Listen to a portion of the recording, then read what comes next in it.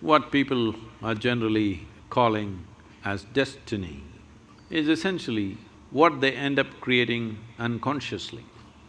When I say unconsciously, as you sit here right now, there is physical activity going on within the system. There is mental process, there is emotional activity, and of course the life energies are active.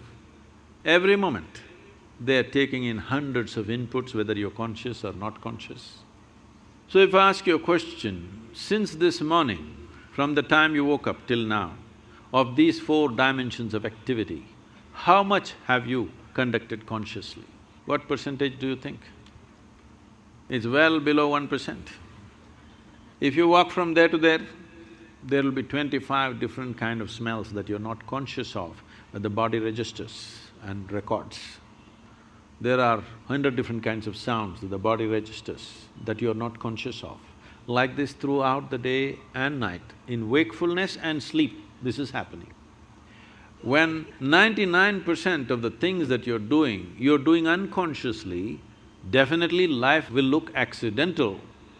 See, it has so happened, somebody fell off on the street and had a brain injury. After that, suddenly, they started working their mathematics in a wonderful way.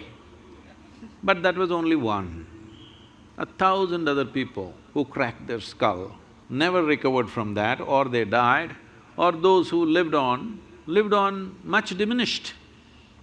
So, being accidentally fortunate is not the way to exist. So, whenever a pleasant accident happens, we say it's destiny. Some of you even say, God doing things to me. When did you make a partnership with him? I don't know.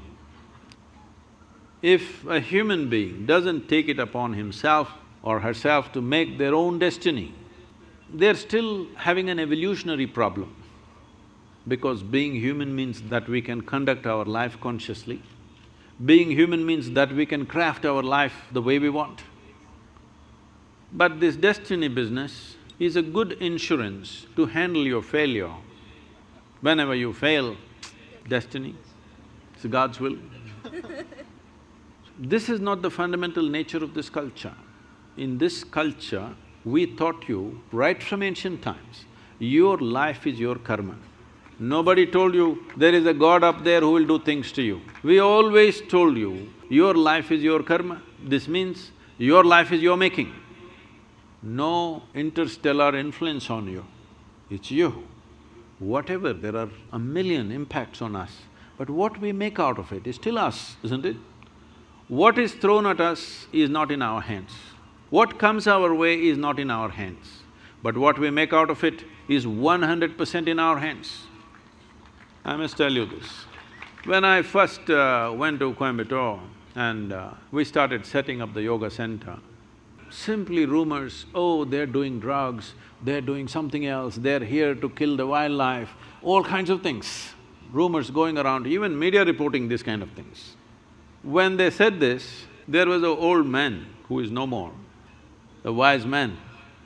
He said, see, you don't know who you're dealing with. I know this man. If you throw stones at him, he will build something out of those stones. Don't throw stones at this man. So, what comes at you, you cannot decide, but what you make out of it is your thing, isn't it? This is where you are to prove who you are, because you can't decide what comes at you, but you can definitely decide what you make out of whatever comes at you.